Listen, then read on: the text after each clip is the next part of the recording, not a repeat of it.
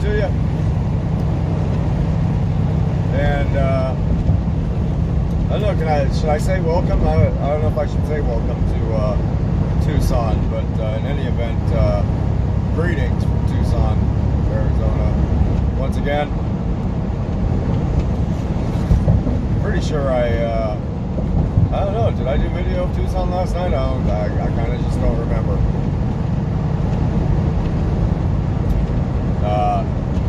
Hence this video. Hey, RSP, you got yours on?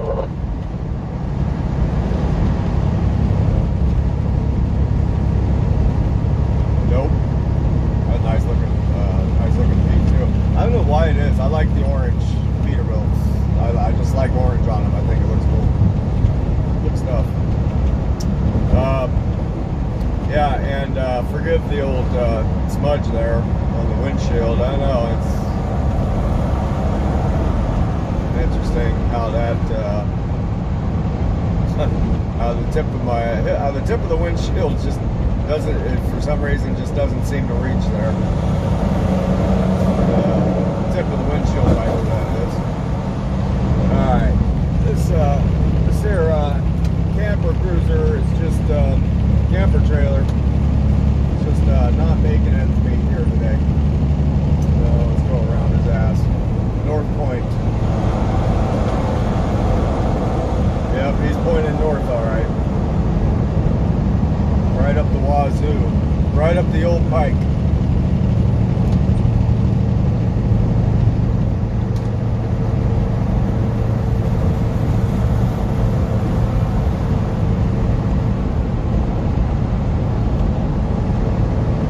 So we got a date change here. So check ourselves in. We got Thursday, December 10th.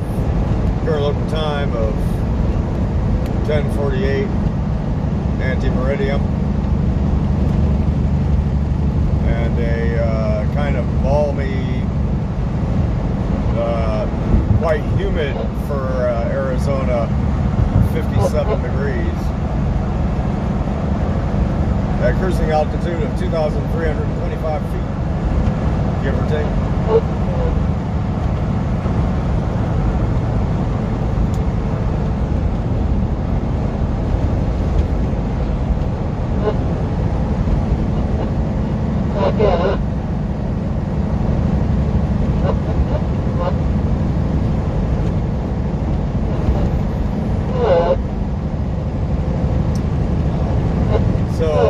I ended up shutting down last night, finally,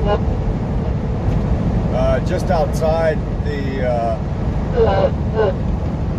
Amazon facility there. There's a big dirt lot, and there's a bunch of bobtails out in there, a couple guys with trailers up in there. I was like, you know what, I'm not even going to try and mess with going anywhere looking for parking when I got parking right here. So I pulled into that lot there and shut her down, which was awesome. And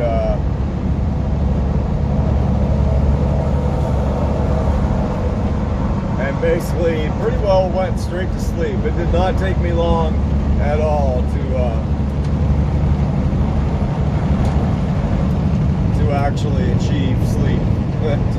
To actually achieve sleepfulness. It didn't take long at all. Probably about probably about 120 seconds or so. Like 2 minutes I was out. So, but I did, before I climbed in the rack, I hopped out of the truck. Okay, little Toyota, you guys, why don't you stay in that lane? Being said, it's, well, okay, you're not going to stay in that lane. But yeah, I hopped out of the truck, and because the sky was just kind of interesting looking with the way the clouds were and a couple stars poking through, so I went ahead and got a couple of still shots, like nighttime still shots, like that.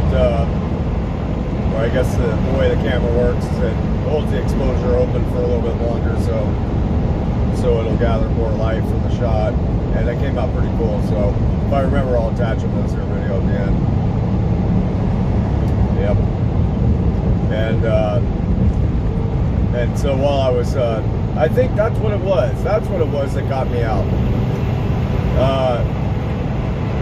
There's an Air Force base around here somewhere, apparently. I'm guessing that anybody who is familiar with Tucson probably knows exactly what I'm talking about. I don't know what it would be called, but there must be one out here because I was in the truck and I heard just this roar going overhead, and looked out, and there was a couple big, just massive bombers going straight over directly over the top of the overhead. Like they weren't off in the distance. No, they were going right overhead this parking lot, and they weren't very high up. And they were doing, just like these takeoff landing patterns that they'll practice. And I'm familiar with that from being out there in California on the peninsula where Moffett Field is. That stuff happens all day long, all night long. They just do this takeoff landing pattern, just practicing. And then there was a couple of them that were going by too that were jets, that had jet engines. And I couldn't really make out what they were, but I had my sneaky suspicions.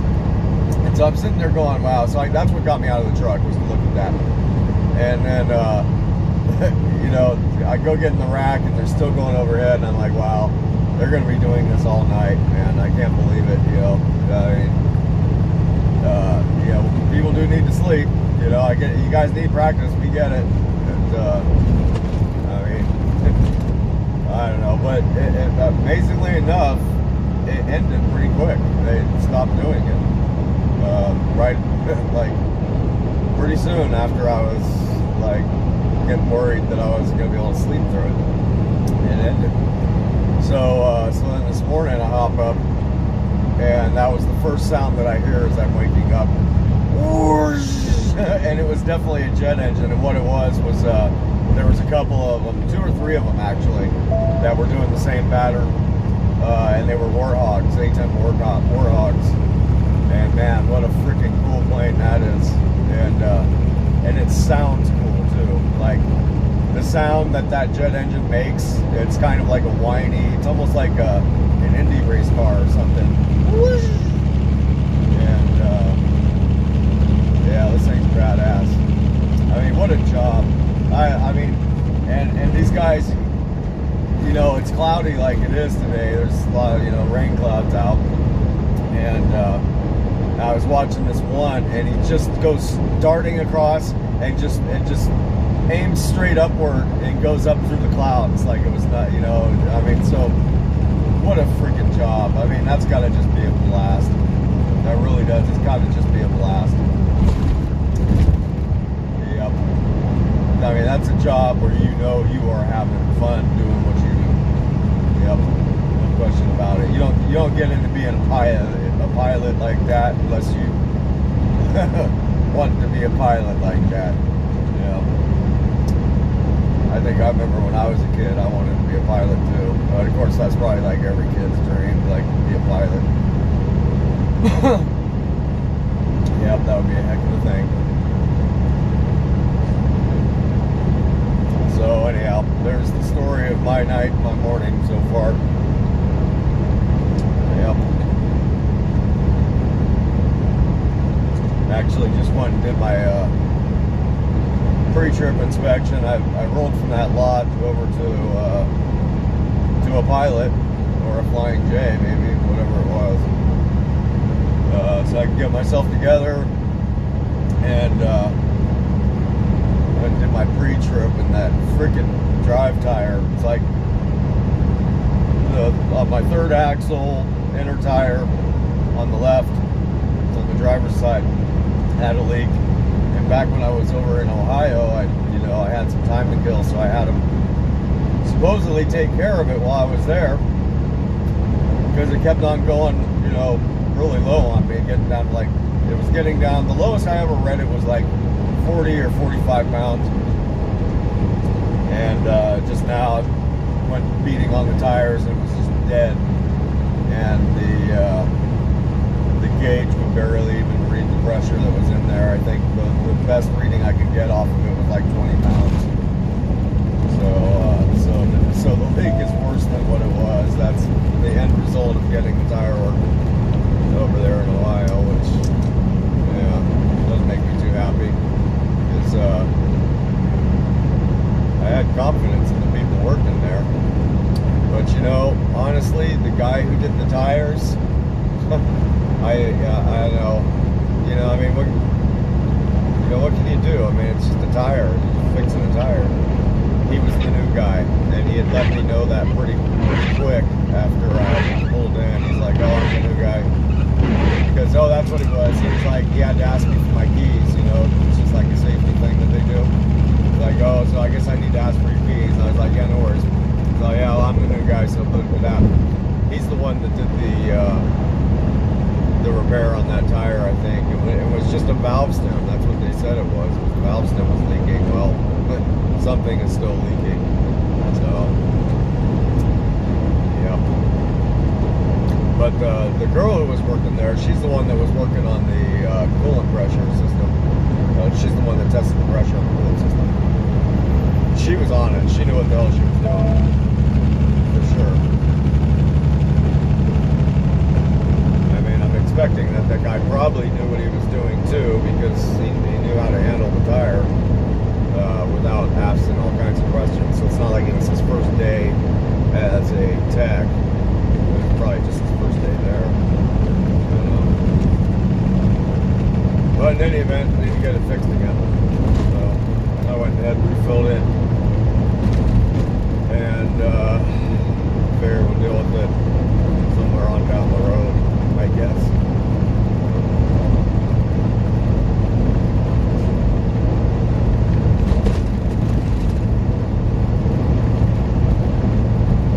Well, so all that said, I'm gonna go ahead and wrap this up and continue to wake up here, finish off my coffee and all that. So I hope you all are doing well, and I will see you somewhere